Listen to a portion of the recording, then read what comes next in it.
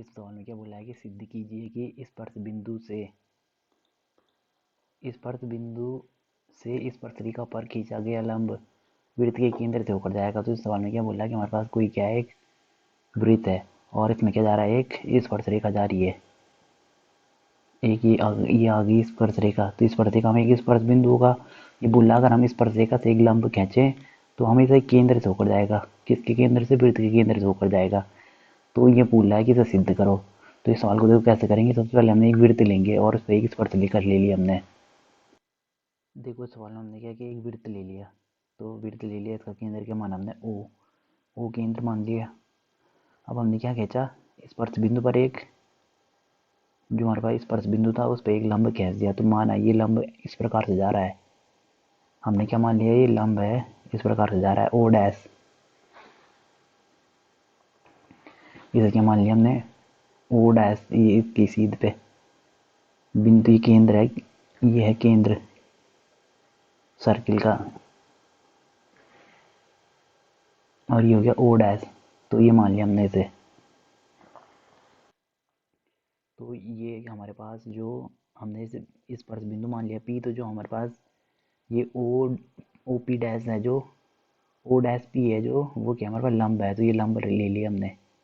अब और स्पर्शरेखा मान लिया हमने इसकी ए बी, स्पर्शरेखा ए बी मान ली इसकी।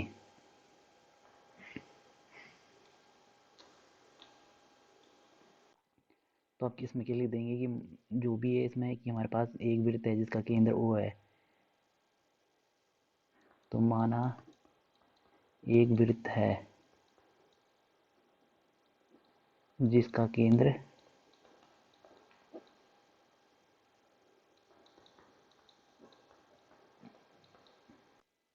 अब देखो इसने क्या कर दिया, माना एक वृत्त है जिसका केंद्र ओ है। ये वृत्त हो गया, इसका केंद्र ओ है। इस पर एक स्पर्शरेखा है। स्पर्शरेखा क्या है हमारे पास? A B. स्पर्शरेखा है ए बी, उसका एक स्पर्श बिंदु है पी। तो स्पर्श बिंदु से हमने क्या एक लंब डाल दिया, क्या? O P dash. तो P dash O dash P लंब डाल दिया ये। तो ये पड़ गया लंब। तो यानी कि हमारे पास कौन सा एंगल ये वाला एंगल, ये वाला, ये इस एंगल की बात कर रहा हूँ मैं। तो ये वाला एंगल हो जाएगा O dash P B equal to कितना हो जाएगा? 90। ये मान दिया हमने, मतलब ये दे रखा है हमें कि ये लंब डाल दिया हमने। ये मतलब दे नहीं रखा, मतलब इसे हमने क्या किया, ये ओ डैश पी हमने क्या ले लिया, पहले एक बिंदु हमने ओ लिया जो केंद्र था, दूसरा बिंदु ले लिया ये लंब की। मान हमने क्या शुद्ध मान लिया कि जो लंब है वो केंद्र से नहीं जा रहा, हम पहली बार ही मान रहे हैं। तो ओ डैश पी हमने मान लिया लंब ये है। तो ये तो हो गया हमारे पास 90 डिग्री का कोण। अब हमने क्या किया कि ये इस रेखा को, जो हमारे पास केंद्र बिंदु था, केंद्र बिंदु और जो स्पर्श बिंदु के बीच हमने क्या डाल दी, एक लाइन डाल दी। तो ये तो ये क्या है हमारे पास, ये क्या हो जाएगी हमारे पास? त्रिज्या होगी ना, क्योंकि ये जो सेंटर से और वृत्त के किसी भी कोने पे अगर हम चाप पर कहीं पे भी क्या डालें, हम एक रेखा खींचेंगे तो ये क्या होती है, हमेशा आर होती है, यानी कि त्रिज्या होती है इस वृत्त की। तो हमने ऐसे कर दिया, यहाँ पे ये आर ले लिया। अब हमने क्या पढ़ा, एक प्रमेय के अनुसार कि स्पर्श बिंदु पर डाला गया, स्पर्श बिंदु पर केंद्र से डाला गया लंब, केंद्र के मतलब जो स्पर्श बिंदु को केंद्र से मिलाती है जो रेखा, जो यानी कि जो त्रिज्या, वो क्या होती है, हमेशा लंब होती है किस पर? स्पर्श रेखा पर। तो अब देखो ये आर है, तो यहाँ पे क्या हो जाएगा हमारे पास एंगल, ये वाला एंगल, किस वाले एंगल की बात कर रहा हूँ मैं? इस वाले एंगल की बात कर रहा हूँ। तो angle O P B equal to भी 90 हो जाएगा। अब देखो ये तो यही 90 होगा या फिर यही 90 होगा, तो इनमें से एक ही 90 होगा, यानी कि यहाँ पे विरोधाभास आ गया। तो एक कंडीशन होगी कि ओ और ओ डैश क्या हमारा एक ही बिंदु हो। तो ये तो क्यों हुआ पहले भी, यहाँ पे सबसे पहले परमिट लिख दो, चूंकि तो यहाँ पे लिख देंगे कि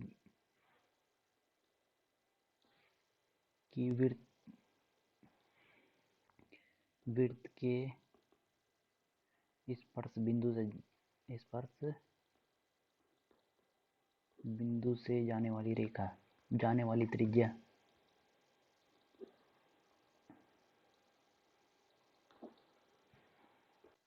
जाने वाली त्रिज्या स्पर्श बिंदु पर क्या होती है, हमेशा लंब होती है।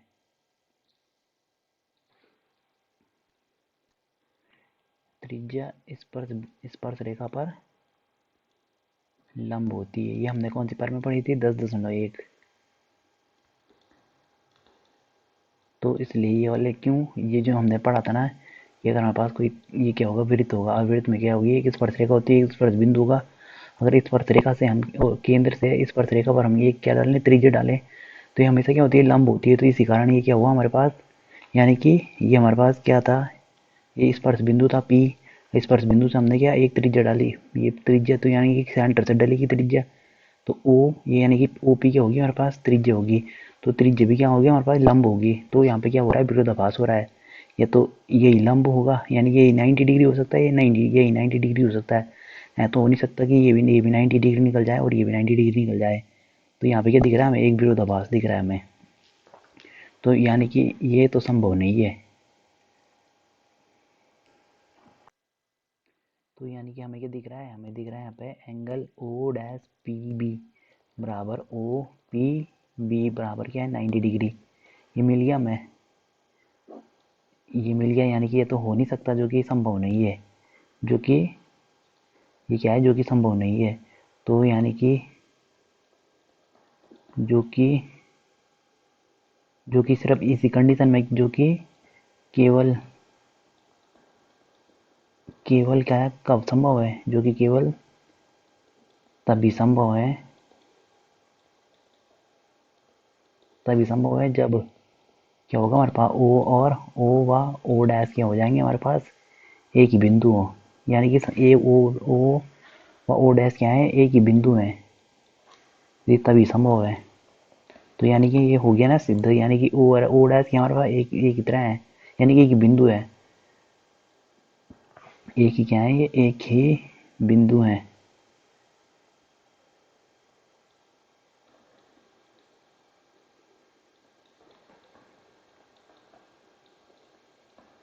तो यानी कि ओ डैश एक ही बिंदु है। तो यानी कि हमारे पास क्या हो गया, ये सिद्ध हो गया कि हमारे पास जो हमने लंब डाला था वो क्या है, सेंटर से होके जाता है। अतः इससे साबित होता है, इससे सिद्ध होता है कि, इससे क्या सिद्ध होता है, इससे सिद्ध होता है कि जो भी दे रखा था इसने हमें, कि जो हमारे पास क्या होता है, स्पर्श बिंदु से जो लंब डलता है, स्पर्श बिंदु से लंब हमेशा केंद्र से होकर जाता है।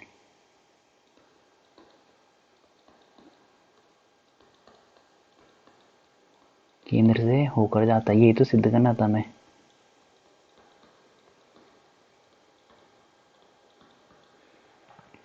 तो सब इसमें तो क्या किया था हमने, सबसे पहले हमने क्या माना था, एक हमारे पास क्या है, एक हमारे पास क्या है, मतलब इस सवाल को ऐसा करना है कि हमें सिद्ध करना था कि जो हमारे पास जो लंब पड़ता है हमेशा जो स्पर्श बिंदु से, वो हमेशा केंद्र से होकर जाता है।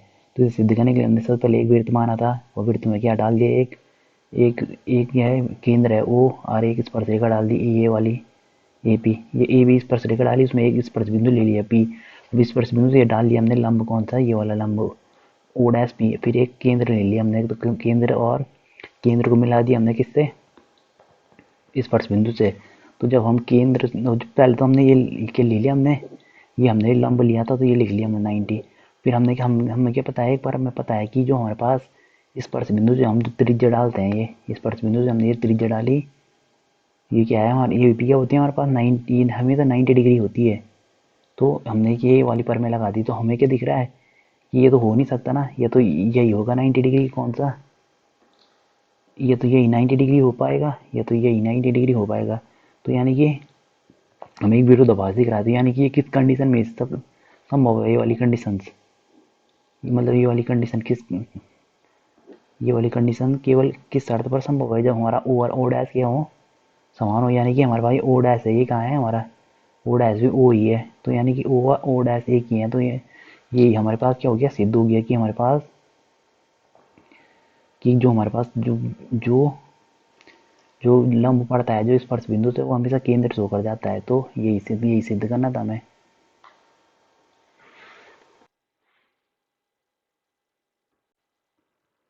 छठा सवाल, तो इसमें क्या बोल रहा है कि एक बिंदु ए एक बिंदु ए तो एक बिंदु ए से जो वृत्त के केंद्र से 5 मीटर की दूरी पर 5 सेंटीमीटर की दूरी पर है।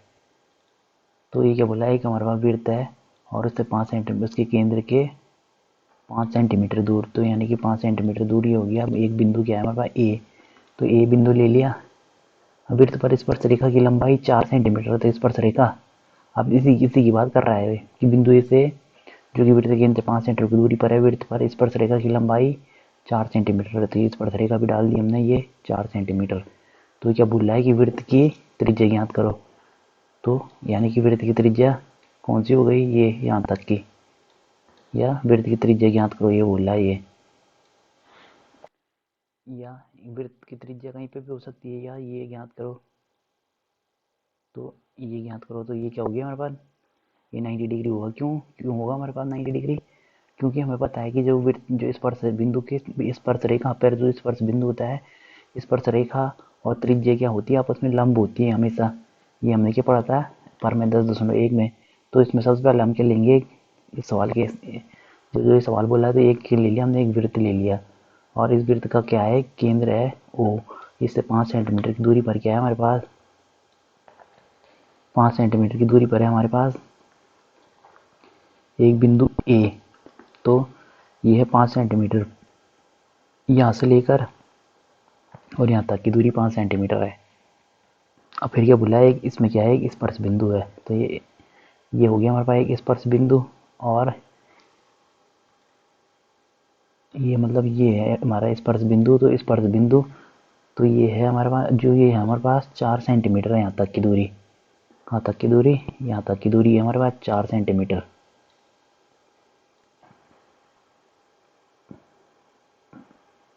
तो इसे एक बार दोबारा से बनाता हूँ, ये है 4 सेंटीमीटर।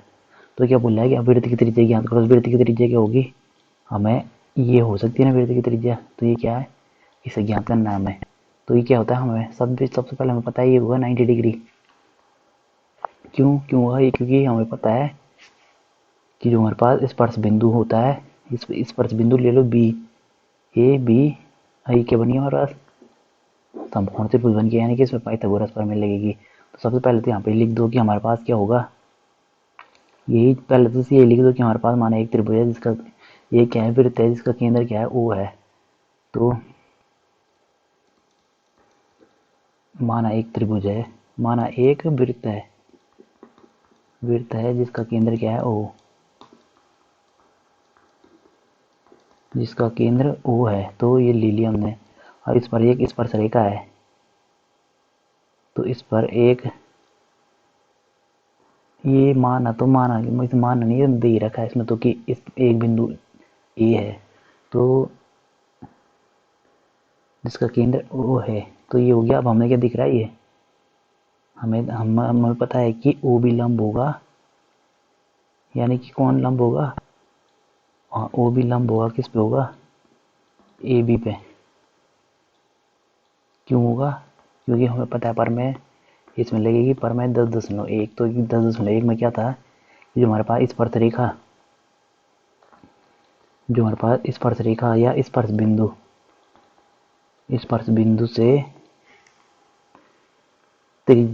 बिंदु से जो त्रिज्या होती है वो लंब पर क्या होती है, स्थिर होती है हमेशा। इसलिए स्पर्श बिंदु से त्रिज्या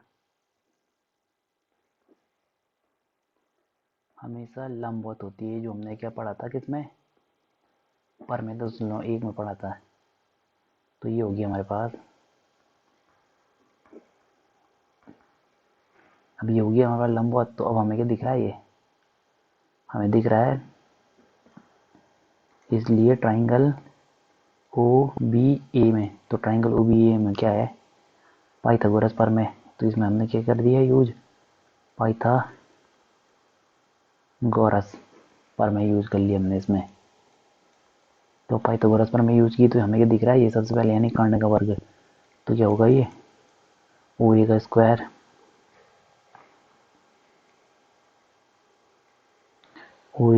इक्वल टू क्या होगा, ओ बी का स्क्वायर प्लस ए बी का स्क्वायर।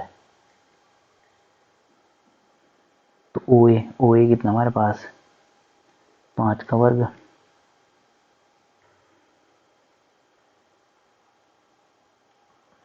और ओ बी तो त्रिज्या है, यानी कि हमें यही निकालना है। तो यही निकालना है हमें, तो ये हो गया ए बी कितना हमारे पास 4 का वर्ग है। तो अब कितना आ रहा है ये,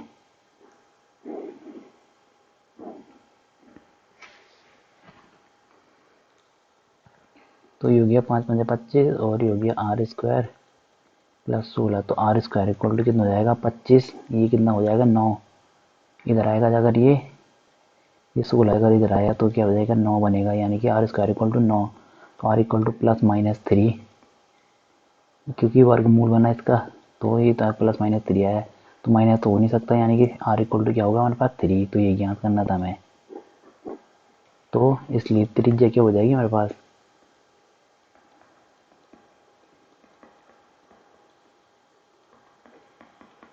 3 सेंटीमीटर। बस यही निकालना था हमें।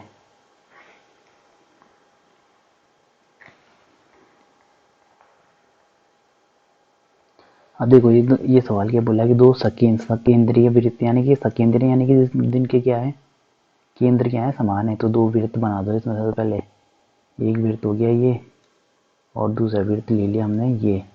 तो दो सकेंद्रीय वृत्त बोला ये, दो सकेंद्रीय वृत्त जिनकी त्रिज्याएं क्या है 5 है और 3 है। तो सबसे बाहर वाले की त्रिज्या ले लो 5 और इसकी ले लो 3, दूसरे वाले की त्रिज्या ये क्या ले लिया हमने 3 है, ये थी 5। तो दो सकेंद्रीय वृत्त जिनकी त्रिज्या 5 और 3 है, बड़े वृत्त की जीवा की लंबाई ज्ञात करो। तो बड़ी वृत्त की जीवा की होती है हमारे पास, जीवा इस प्रकार से होती है, जो कि किसके समांतर होती है। अगर हम यहाँ पे हम क्या डालते व्यास डालते, तो ये इस प्रकार समांतर होती है व्यास के। तो जीवा ये होती है हमारे पास। तो ये क्या बोल रहा है कि ये बोला बड़े वृत्त की जीवा की लंबाई ज्ञात करो। तो बड़े वृत्त की जीवा की लंबाई ज्ञात करो। आगे उसने कंडीशन दे रखी है कि जीवा कैसे होनी चाहिए, छोटे वृत्त को स्पर्श करते हुए जानी चाहिए जीवा। तो ये हो गई त्रिज्या।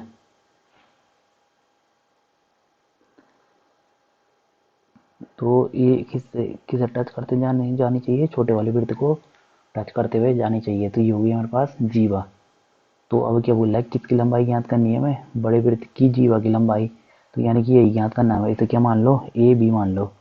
तो ये हो गया ए बी, इसे हमने क्या मान लिया ए बी मान लिया एक जीवा, और इसने इस वर्ष भी कर दिया छोटे वाले वृत्त को।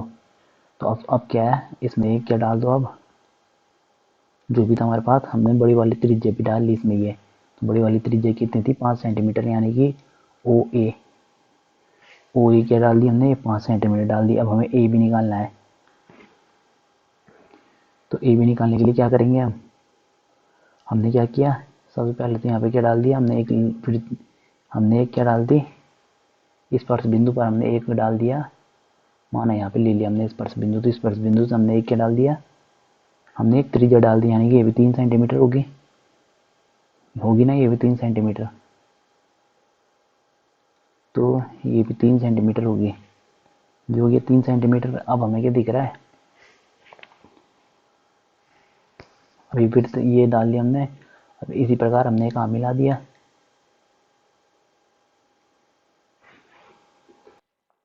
हमें क्या निकालना है ए और बी, तो हमने क्या इसे भी यहाँ मिला दिया।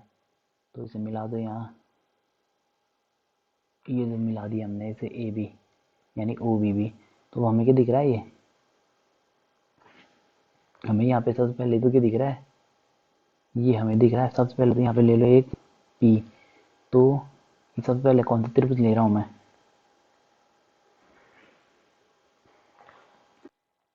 तो सबसे पहले तो इसमें क्या लिख देंगे कि हमारे पास जो ओपी लंब होगा किस पर ए बी पर, क्यों पर में 10.1 के अनुसार। तो यहाँ पे पर में कौन सी लगी, पर में 10.1, यानी कि जो भी होगी उसे लिख देना है पर में 10.1 में, कि जो हमारे पास स्पर्श बिंदु से क्या जाती है, जो हमारे पास त्रिज्या जो होती है, जो स्पर्श बिंदु से जो हमें त्रिज्या होती है वो हमेशा लंबवत होती है, किसके स्पर्श रेखा के लंबवत होती है हमेशा। तो यहाँ पे क्या लिखेंगे, क्योंकि स्पर्श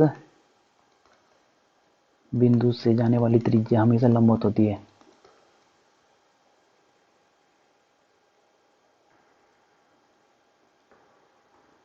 जाने वाली त्रिज्या हमेशा स्पर्शरेखा पर लंब होती है।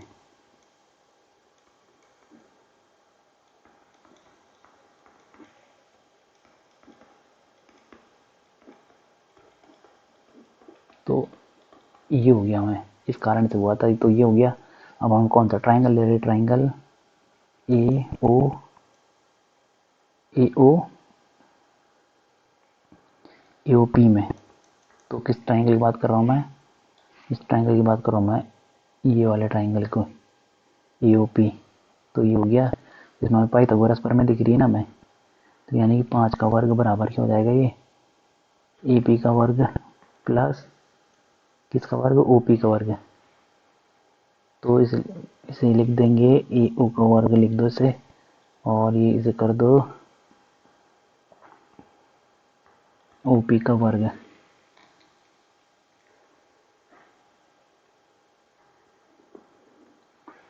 तो ए ओ कितना है हमारे पास,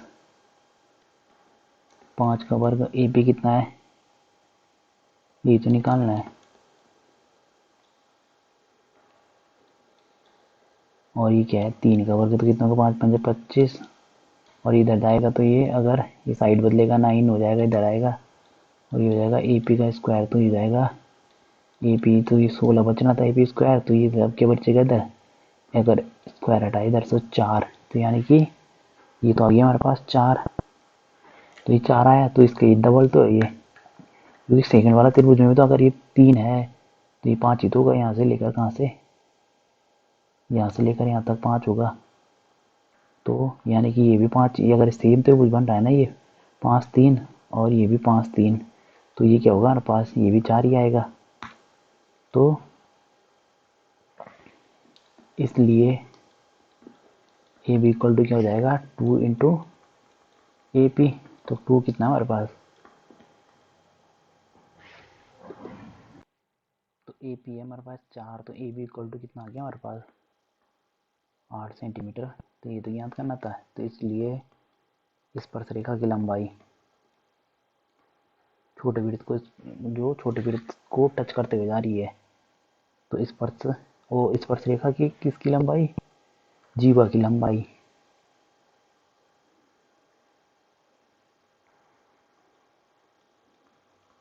बड़े वाले वृत्त की जीवा की लंबाई।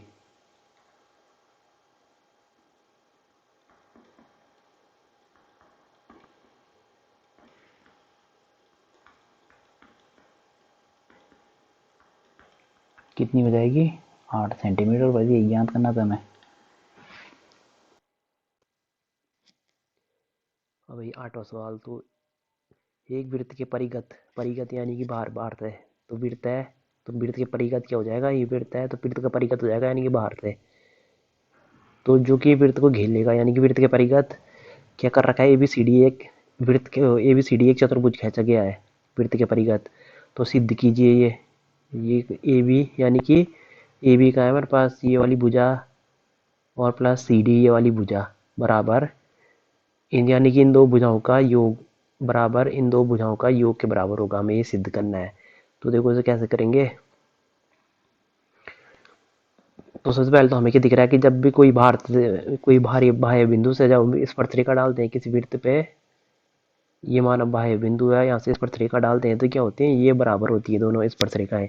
तो इसी प्रकार यहाँ पे भी क्या है कि ये बराबर होगा इसके, ये बराबर होगा इसके, ये बराबर होगा इसके, क्योंकि ये बिंदु बाहर डी है तो ये इस प्रकार से बन रहा है ना।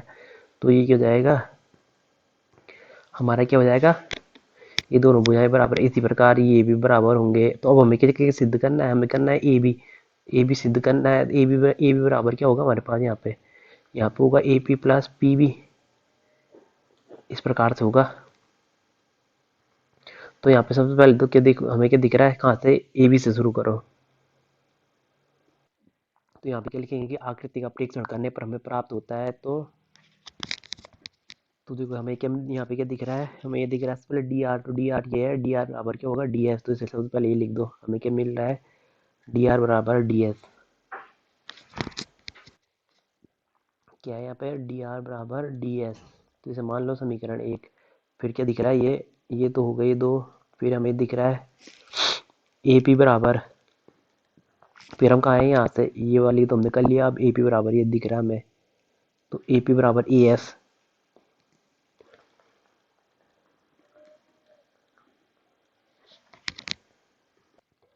हमने ये हमें इस प्रकार ही लिखना है। क्यों ऐसे क्यों लिखना है हमें, ताकि हमें क्या मिल जाएगा, ये है ना ए पी। हमें कैसे मिलेगा, हमें मिलेगा ए यानी कि D S plus A S.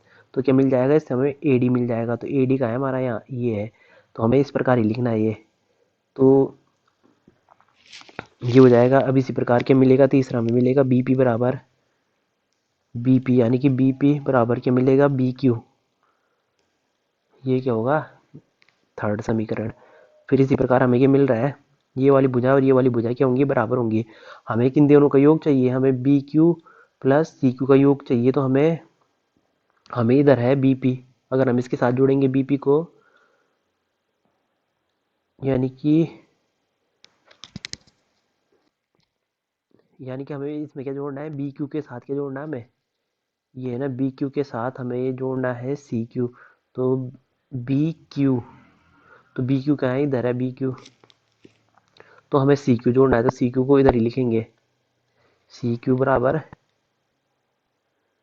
C Q, यानी कि सी क्यू बराबर क्या होगा हमारे पास, ये वाली भुजा होगी बराबर सी आर। तो ये हो गया समीकरण चार। अब इन सबको जोड़ दो, समीकरण एक प्लस दो प्लस तीन प्लस चार, इन सबको जोड़ दो तो क्या दिख रहा है हमें, यानी कि लेफ्ट हैंड साइड जोड़ेंगे राइट वाले राइट हैंड साइड में, तो ए पी और प्लस यानी कि इसके साथ जुड़ेगा इसके साथ, और ये सब आपस में जुड़ गए।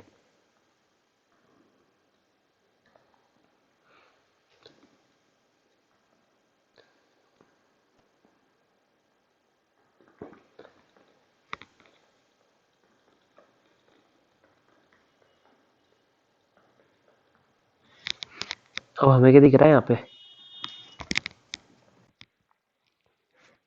हमें क्या दिख रहा है यहाँ पे डी आर का है ये, डी आर के साथ यानी आर से जुड़ेगा आर सी। तो आर से जुड़ेगा डी आर का है आर सी, यानी कि सी आर ये। तो ये इन दोनों को एक साथ ले लो, D R plus C R, इनको एक साथ ले लिया मैंने। और फिर बचा A P plus B P. फिर इधर इधर क्या, और हमें इधर से चाहिए डी एस के साथ ए एस जुड़ना चाहिए। तो डी एस और ए एस ले लो एक साथ, और ये क्या हो जाएगा, इनको एक साथ ले लिया और अब इनको एक साथ ले लिया बस। तो इसकी जगह क्या लिख सकता हूँ मैं D Q plus A R के साथ, ए आर के बदले D R plus C R. तो डी आर कहाँ है हमारे पास, तो D R plus C R, यानी कि इसकी और इसकी बात हो रही है, मैं इसकी जगह सीधे सी डी लिख दूँ। और ए पी प्लस यानी कि A P plus P B बराबर सीधा सीधा ए बी लिख दो। और D S plus A S बराबर सीधा सीधा ए डी लिख दो। और plus B Q plus C Q बराबर लिख दूंगा मैं बी सी।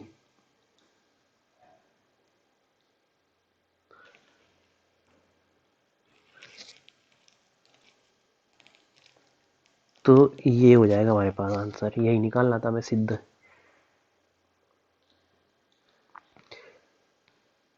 यहाँ पे इनका कारण क्या है यहाँ पे लिख दो, चूंकि बाह्य बिंदु से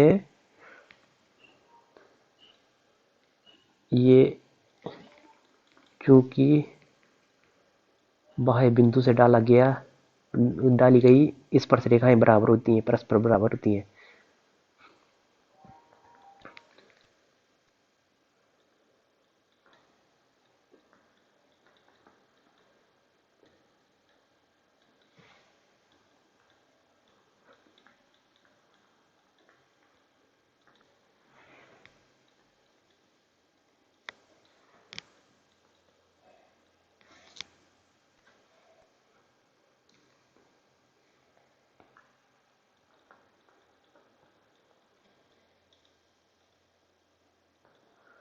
तो ये हो गया हमारे पास